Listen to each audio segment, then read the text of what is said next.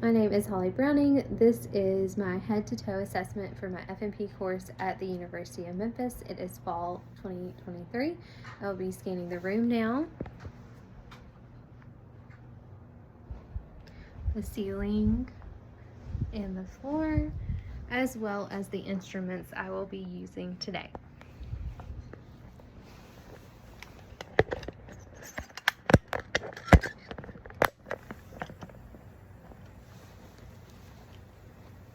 I have completed my hand hygiene and identified my patient using 2 identifiers, as well as my patient will be keeping their shirt on for privacy reasons throughout the exam. I'm going to start by inspecting the skin for color, temperature, moisture, texture, turgor, edema, bruising, scarring, lesions, and nevi, and that is going to be of the head, neck, anterior, posterior, chest and abdomen, as well as the arms and legs, hands and feet. Then next I will be inspecting the head for position, shape, and symmetry. The head is midline, is normal phallic. Then I will be inspecting the hair and scalp, as well as palpating for color, for hair distribution, color, texture, tenderness, edema, masses, lesions, depressions, and infestations. The hair is gray and fine, evenly distributed, and there is no abnormalities noted. At this time, I'm going to palpate the temporal arteries for tenderness. Is this tender? No. Next, I will be assessing the TMJ joint for tenderness, crepiness, and subluxation, as well as assessing cranial nerve number 5, the motor portion. Okay, I'm going to have you open your jaw and go side to side and close and clench your teeth. And the motor portion of cranial nerve number 5 trigeminal is intact. Now I'll be testing the sensory portion of cranial nerve 5. Close your eyes and tell me where you feel this. Forehead, left cheek, nose, right cheek, chin. Next, I will be assessing cranial nerve number 7, which is facial. I'm going to have you smile, frown, lift up your eyebrows, puff out your cheeks, and pucker your lips. And cranial nerve number 7 is intact. Next, I'm going to assess for cranial nerve number 8, which is auditory. I'm going to start with the whisper test. I'm going to have you occlude one ear and then repeat what I say. ABC. And now the other ear. 1, 2, 3. And hearing is intact. Next, I'm going to be performing the Weber's test for lateralization. Feel this evenly. Yes. Next, I will be performing the Rene test, and I will be checking that air conduction is greater than bone conduction. So starting at the mastoid process, if you hear this better at 1 or 2. 2. And then the same for the other ear. Starting at the mastoid process, do you hear this better at 1 or 2? 2. And that is cranial nerve number 8 is intact. Next, I will be palpating the external portion of the ear, of the pinna and the tergus for masses and tenderness. And then I'm going to inspect the internal auditory canal and the tympanic membrane. The tympanic membrane is gray and pearly. There's no excessive sebum in the auditory canal. And then assessing the other side, there's no excessive drainage and the tympanic membrane is gray and pearly. Next, I'm going to be assessing the nose. The nose is midline and straight. At this time, I'm going to assess cranial nerve number 1, olfactory. We'll also be testing for nasal patency at the same time. I'm going to have you occlude one nostril and tell me what you smell. Chocolate. And now the other side. Alcohol. Cranial nerve number 1 is intact as well. Next, I will be assessing the mouth. I'm going to inspect the lips, gums, teeth, buccal mucosal membranes, the tongue, underneath the tongue, the posterior pharynx, the palate, the salivary glands, and the tonsils. I'm going to have you open your mouth and say ah. Ah. And this also assesses cranial nerves number 9 and 10 glossopharyngeal and vagus. The soft palate rises and uvula rises with phonation. Next, I'm going to assess cranial nerve number 12, hypoglossal. I'm going to have you stick out your tongue, move your tongue side to side and up and down. Cranial nerve number 12 is intact. Next, I will be assessing the eyes. I'm going to assess the external structures, the eyebrows, eyelashes, and pupil fissures, as well as the sclera and conjunctiva. And they're all normal. Next, I will be assessing cranial nerve number 2, optic, testing peripheral and central vision. Have you cover the same eye, and then tell me where you can see my fingers, See. and then switch to the other side. See. Okay, and then now we are going to test using the Snellen chart. I'm going to have you cover one eye and read the lowest line possible, LTFPH. and switch to the other side, LTFPH. and then read with both eyes, LTFPH. and that is optic nerve number 2 is intact, and vision is 20/20. Next, I'm going to be testing cranial nerve number 3, oculomotor. I'm going to test light accommodation.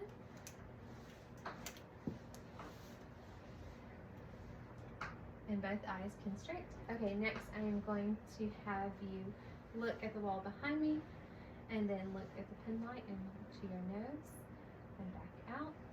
And cranial nerve number 3 is intact, as well as accommodation and convergence.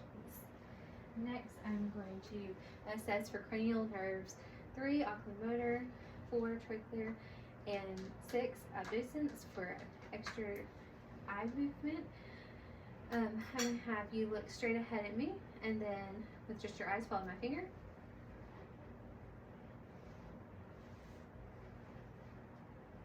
Okay, and cranial nerves number 3, 4, and 6 are intact as well. Now I'm going to examine the internal structures of the eye for the optic disc and red reflex.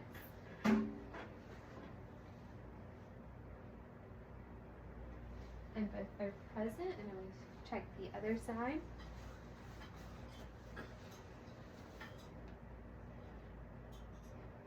And both are present as well.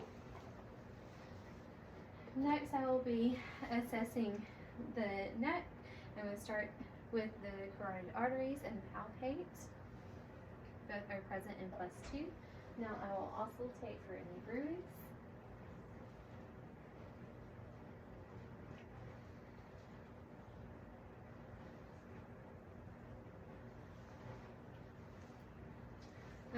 I'm going to palpate the frontal and maxillary sinuses for tenderness. Is this tender? No. Now I will also go ahead and auscultate the lymph nodes of the face and neck at this time. And periauricle, postauricle, occipital, tonsillar, submandibular, submental, anterior cervical, posterior cervical, and submandibular. The trachea is midline and straight. Now I'm going to assess the thyroid.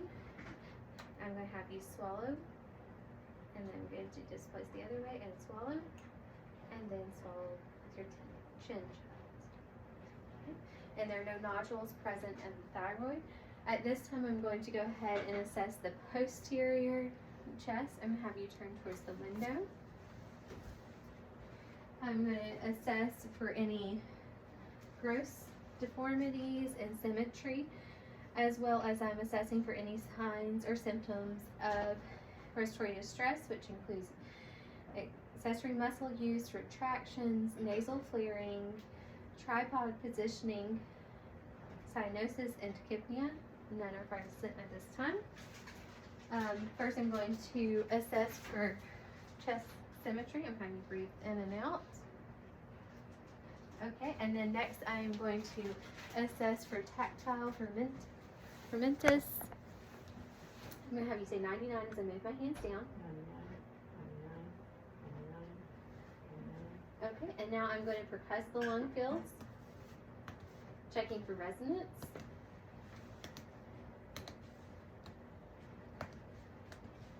I'm also going to go ahead and percuss for CVA tenderness at this time. Tell me if this is tender. No. No. And next I will be auscultating the lung fields, the posterior chest, and have you just breathe in and out normally.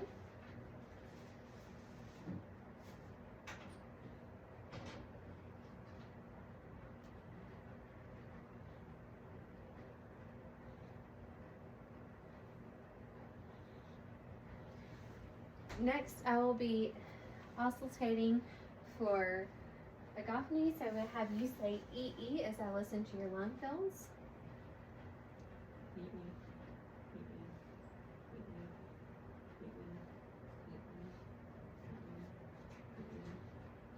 Okay, next I will be auscultating for bronchophony, so I'm going to have you say 99 as I listen.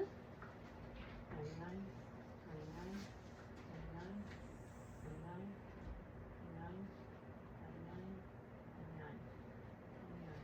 And next I will also take for whisper electrically. I'm going to have you whisper 1, 2, 3.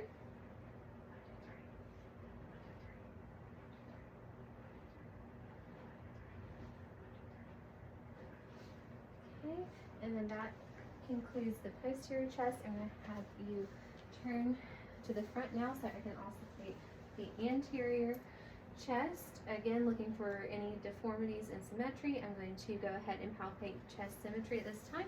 Have you breathe in and out. And now I'm going to go ahead and palpate for tactile fluentus, so say 99. 99. Now I will auscultate the anterior lung fields.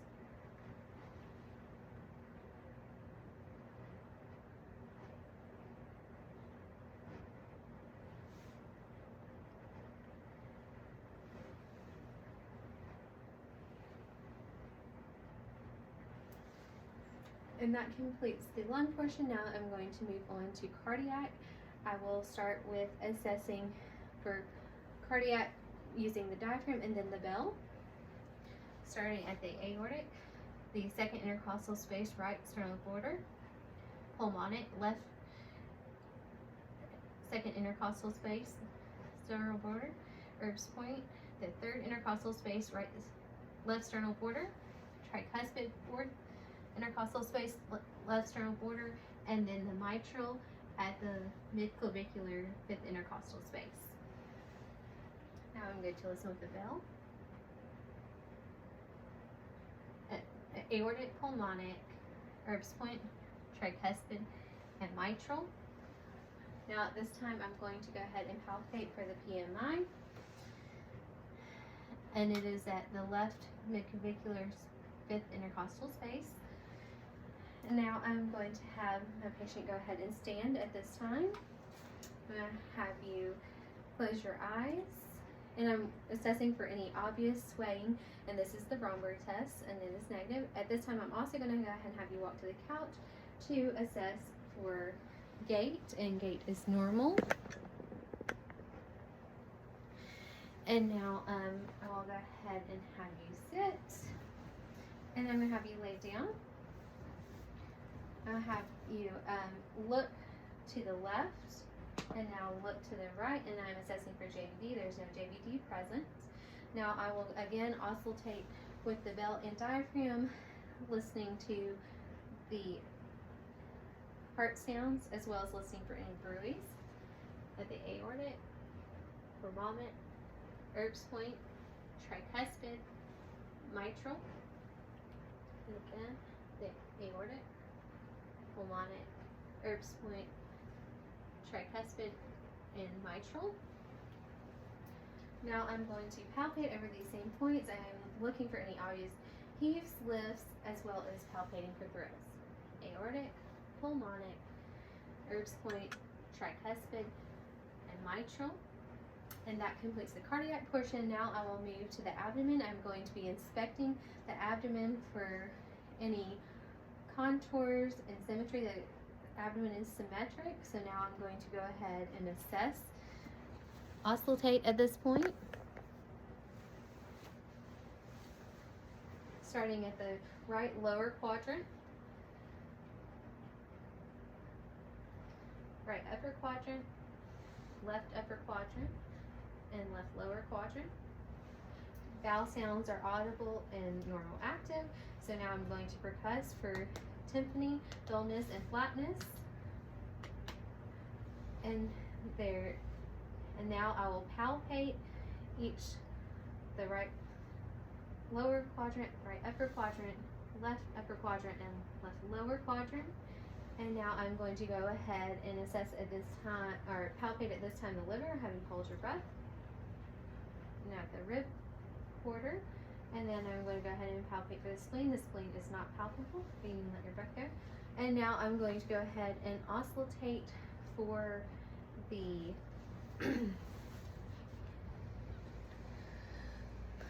the arteries. I'm going to start at the abdominal aorta, the renal, iliac, and femoral. And no bruise present. At this time, I'm going to go ahead and have you sit back up.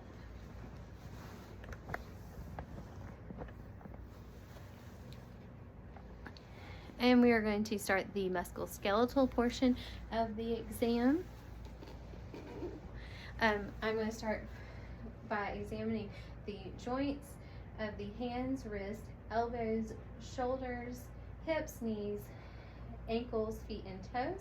I'll be assessing for redness, deformity, crepitus, nodules, edema, swelling throughout the exam, as well as the skin integrity and edema and swelling as well in all of these joints. We're going to start with the fingers. I'm going to have you take your fingers and flex down, extend, hyperextend, abduction, adduction, thumb opposition. I'm also going to check for cerebral function. So I'm going to have you do your fingers like this, back and forth, and now flip your hands back and forth like me, and then point your finger to my finger, and then point your finger to the other finger. At this time, I'm going to have you flip your hands over and close your eyes. I'm going to perform the rhapsodia. So tell me what I write in your hand. 1, In the other hand. 2, Okay, and now I'm going to go ahead and assess stereognosis. I'm going to have you put your hands up and close your eyes again. Tell me what this is. cotton, And then in the other hand. ink pen, Okay, and then I'm going to go ahead and assess the radial pulses. They are both present in +2. And then the capillary refill. Capillary refill is less than 3 seconds in both hands. I'm going to go ahead and have you squeeze my fingers. Hand strength is 5 out of 5. Now we're going to do the range of motion of the wrists. I'm going to have you flex your hands down, extend, hyperextend, radial deviation, ulnar deviation, and rotation. Next, I will be assessing for elbow strength. So I'm going to have you push down against this, and now flex towards me with resistance. Elbow strength is a 5 out of 5 as well. I'm going to have you flex your elbows, extend, hyperextend, and range of motion is present. Next, I will be assessing for cranial nerve number 11. I'm going to have you shrug your shoulders against resistance. Cranial nerve number 11 spinal is intact. Next, I'm going to have you do range of motion with your shoulders. So I'm going to have you take your arms out to the side, extend, hyperextend, internal rotation, external rotation, and then adduction and abduction. Okay, and then I am going to go ahead at this time and assess for light sensation. So have you close your eyes and tell me where this touches. left arm, right leg, right arm, left leg.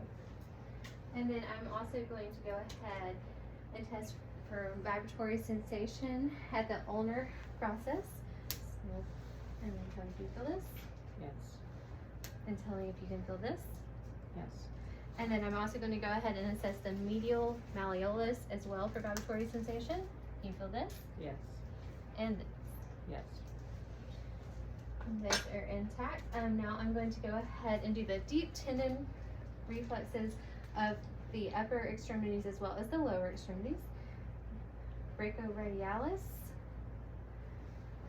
biceps, triceps, biceps, triceps, and then I'm gonna have you slightly lift your leg, patellar, and then patellar, Achilles, and Achilles, and then lift your foot, and then I'm going to test the Babinski on both feet, and it's not present.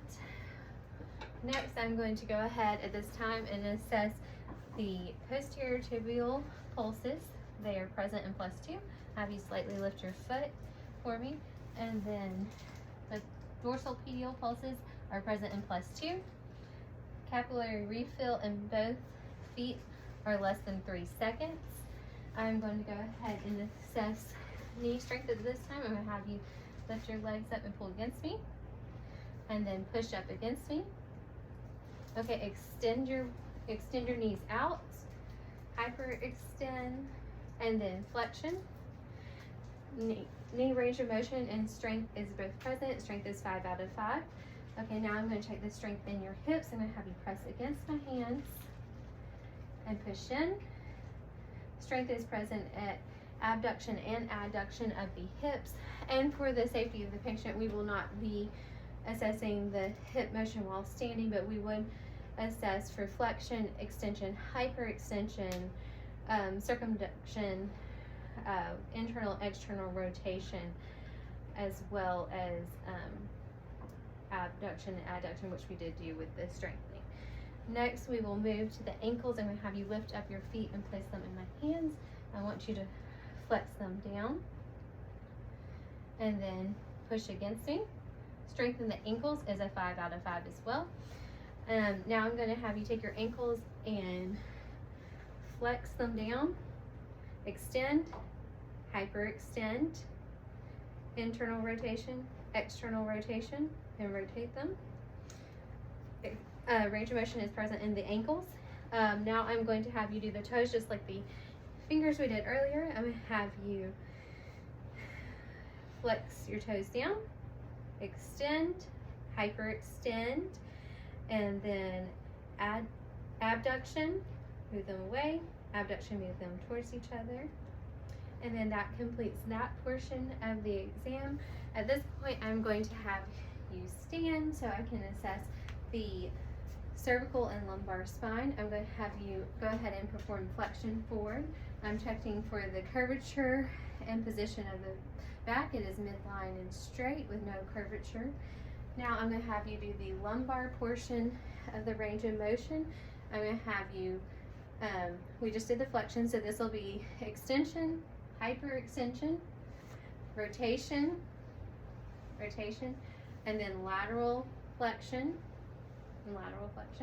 and then we are going to do the cervical spine. So at your neck, I'm going to have you flex forward, extend, hyperextend, rotate, and then lateral flexion to both sides. And then I'm going to have you walk heel to toe to test your tandem gait. And then that will conclude the exam for today. Thank you.